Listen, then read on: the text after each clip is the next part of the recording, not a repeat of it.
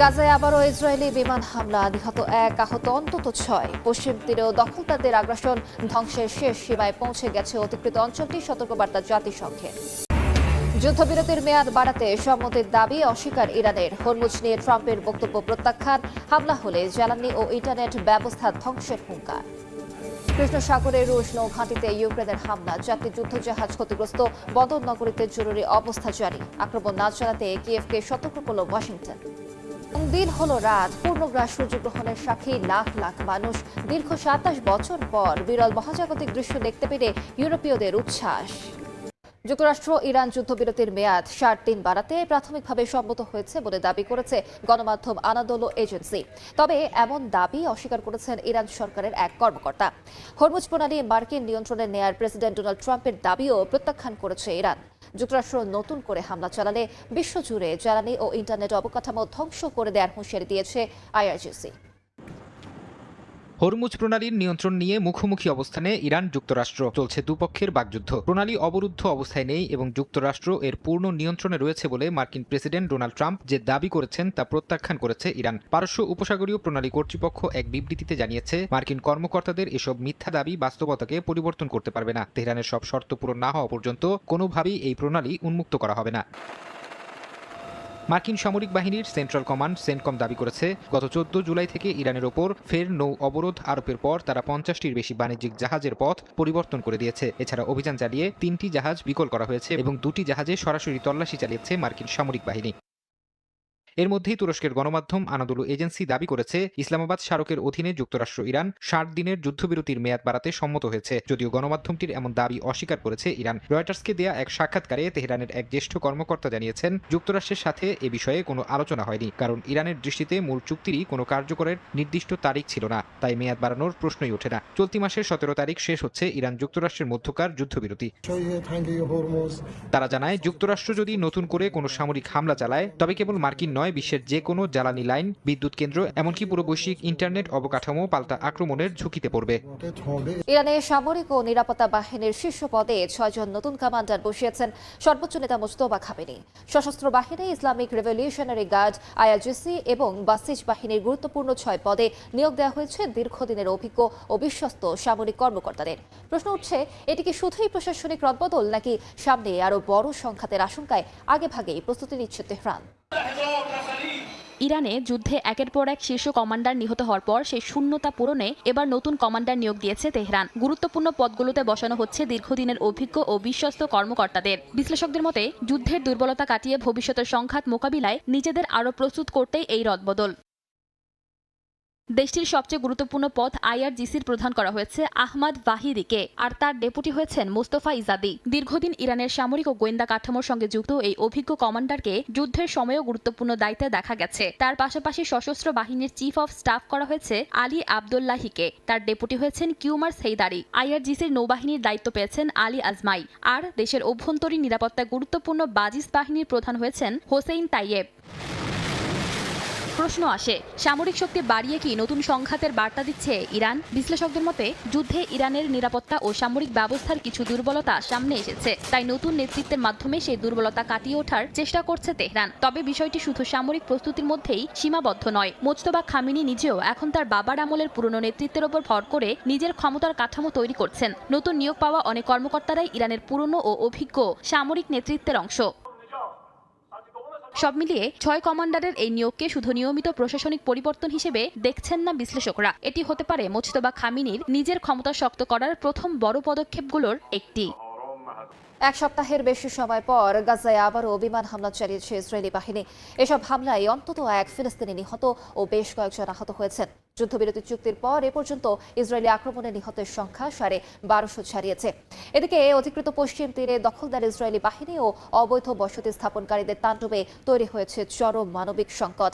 এটিকে ধ্বংসের শেষ সীমা বলে সতর্ক করেছে জাতিসংঘ। এক সপ্তাহেরও বেশি সময় বিরতির পর অবরুদ্ধ গাজা উপত্যকায় আবারও বিমান ও ড্রোন হামলা চালিয়েছে ইসরায়েলি সামরিক বাহিনী। উপত্যকার উত্তরাঞ্চলের বেইত লাহিয়ায় একটি গাড়িতে ইসরায়েলি ড্রোন আঘাত হানে, এতে গুরুতর আহত হন বেশ কয়েকজন। একই সঙ্গে মধ্য গাজার বুরেজ শরণার্থী শিবির এবং দক্ষিণাঞ্চলীয় খান ইউনিসেও সাধারণ ফিলিস্তিনিদের ওপর গ্রেনেড ও ভারী গুলিবর্ষণ করে দখলদার বাহিনী। গত বছরের অক্টোবর থেকে কার্যকর হওয়া যুদ্ধবিরতি চুক্তি লঙ্ঘন করে চালানো ইসরায়েলের এসব হামলায় 1200-র বেশি ফিলিস্তিনি নিহত হয়েছেন।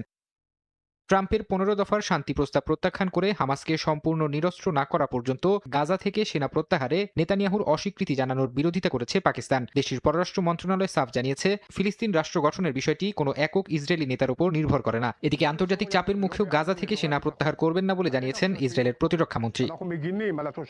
অধিকৃত পশ্চিম তীরেও অব্যাহত আছে দখলদারদের আগ্রাসন। সম্প্রতি সেখানে সামরিক অভিযান চালিয়ে 2 শিশুসহ অন্তত 23 ফিলিস্তিনিকে গ্রেফতার করে ইসরায়েলি বাহিনী। একই সঙ্গে একের পর এক আবাসিক ভবন ও বাণিজ্যিক অবকাঠামো গুড়িয়ে দিয়ে শত শত পরিবারকে বাস্তুচ্যুত করা হচ্ছে। এমন অবস্থায় পশ্চিম তীর ধ্বংসের শেষ সীমায় দাঁড়িয়েছে বলে সতর্ক করেছে জাতিসংঘ। টানা 258 দিন ধরে মধ্যপ্রাচ্যের বিপজ্জনক যুদ্ধক্ষেত্রে অবস্থান করায় যুক্তরাষ্ট্রের বিমানবাহী রণতরী ইউএসএস আব্রাহাম লিঙ্কনের নাবিকদের মধ্যে চরম অসন্তোষ দেখা দিয়েছে। দীর্ঘ মোতায়েন ও খাবার সহ নিত্য প্রয়োজনীয় জিনিসপত্রের সংকটে জাহাজের প্রায় 5000 কর্মীর মনস্তাত্ত্বিক চাপ ও নিরাপত্তা ঝুঁকি আশঙ্কাজনকভাবে বাড়ছে। যুক্তরাষ্ট্রের প্রভাবশালী সংবাদ মাধ্যম ফোর্বস এবং মিলিটারি টাইমসের প্রতিবেদনে উঠে এসেছে, দীর্ঘ 8 মাসেরও বেশি সময় ধরে মধ্যপ্রাচ্যের যুদ্ধক্ষেত্রে মোতায়েন রয়েছে ইউএসএস আব্রাহাম লিঙ্কন। এই বিমানবাহী রণতরীতে দায়িত্ব পালনকারী নৌবাহিনীর সদস্যদের মনোবল তলানিতে ঠেকেছে। ইতিপূর্বে ইউএসএস জেরাল্ড আর ফোর্ড দীর্ঘ মোতায়েনের রেকর্ড গড়লেও সেটি আব্রাহাম লিঙ্কনের মতো টানা যুদ্ধকালীন পরিস্থিতিতে ছিল না। অন্যদিকে নাবিকদের পরিবারের অভিযোগ তুলে ধরেছে যুক্তরাষ্ট্রের আরেক গণমাধ্যম এনবিসি স্যান ডিয়েগো। তারা জানিয়েছেন, জাহাজটিতে খাদ্য ও নিত্যপণ্যের তীব্র সংকট দেখা দিয়েছে। অনেক সময় নাবিকদের কেবল সামান্য ভাত ও রুটি খেয়ে কাটাতে হচ্ছে। এছাড়া গরম পানি ও লন্ড্রি সুবিধার অভাব এবং টুথপেস্ট বা সাবানের মতো নিত্য প্রয়োজনীয় উপকরণের সংকট দেখা দিয়েছে। দিনে 12 থেকে 16 ঘন্টা টানা দায়িত্ব পালনের পাশাপাশি বারবার মোতায়েনের মেয়াদ বাড়ানোর ফলে তাদের মধ্যে ক্ষোভ তৈরি হয়েছে। যদিও যুক্তরাষ্ট্র নৌবাহিনীর মুখপাত্র জাহাজের ক্রুদের সহনশীলতার প্রশংসা করে মিশন অব্যাহত রাখার দাবি জানিয়েছেন। বিশেষজ্ঞদের মতে, মার্কিন সামরিক কাঠামোর এই চাপ শেষ পর্যন্ত নৌবাহিনীর কর্মী ধরে রাখা এবং সার্বিক নিরাপত্তায় বড় ধরনের নেতিবাচক প্রভাব ফেলতে পারে। পাকিস্তানের সাবেক প্রধানমন্ত্রী ইমরান খানের মৃত্যু নিয়ে গুঞ্জন ছড়িয়ে পড়েছে। পাকিস্তানের সাংবাদিক ওয়াজাহাত সাইদ খানের দাবি, কারাগারে থাকা ইমরান খান হয়তো আর বেঁচে নেই। বেশ কয়েকটি গণমাধ্যমও তার বরাতে প্রতিবেদন করেছে। যদিও ইমরানের মৃত্যুর দাবি প্রত্যাখ্যান করেছে পাকিস্তান সেনাবাহিনী। এরই মধ্যে নেতার সঙ্গে সাক্ষাতের সুযোগ না দিলে লাখ লাখ মানুষ রাজপথে নামতে প্রস্তুত বলে হুঁশিয়ারি দিয়েছে পাকিস্তান তেহরিকে ইনসাফ। আবারও পাকিস্তানের সাবেক প্রধানমন্ত্রী ইমরান খানের মৃত্যুর খবরে সয়লাভ গণমাধ্যমগুলো। কারাগারে রিমান্ডে থাকা অবস্থায় তার মৃত্যু হয়েছে বলে জোর গুঞ্জন ছড়িয়ে পড়েছে। মূলত পাকিস্তান তেহরিকে ইনসাফের প্রধানের মৃত্যুর বিষয়টি নিয়ে বিস্ফোরক মন্তব্য করেন পাকিস্তানের একজন সাংবাদিক। পাকিস্তানি সাংবাদিক ওয়াজাহাত সাইদ খান এক ভিডিও বার্তায় দাবি করেন, সেনাবাহিনীর সদর দপ্তর জিএইচকিউর 3 জ্যেষ্ঠ কর্মকর্তা আশঙ্কা করছেন ইমরান হয়তো আর বেঁচে নেই। তবে পরে নিজের বক্তব্য থেকে সরে এসে তিনি স্পষ্ট করেন, তার সূত্রগুলো ইমরানের মৃত্যুর কোনো প্রমাণ দিতে পারেনি। সাইদ জানান, এটি ছিল তাদের আশঙ্কা, নিশ্চিত তথ্য নয়।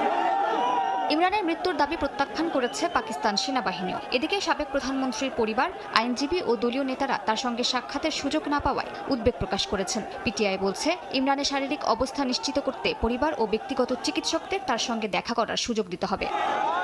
এর মধ্যে বিষয়টি ঘিরে রাজপথে বড় আন্দোলনের হুঁশিয়ারি দিয়েছে পিটিআই। দলটির নেতা ও খাইবার পাখতুনখোয়ার মুখ্যমন্ত্রী সোহেল আফ্রিদি দাবি করেছেন, ইমরানের সঙ্গে দেখা করতে না দিলে লাখ লাখ মানুষ রাস্তায় নামতে প্রস্তুত রয়েছে। আগামী 27 সেপ্টেম্বর ইসলামাবাদ অভিমুখে লং মার্চের ঘোষণাও দিয়েছে দলটি। তার আগে পাকিস্তানের বিভিন্ন শহরে বিক্ষোভের প্রস্তুতির কথাও জানিয়েছে পিটিআই।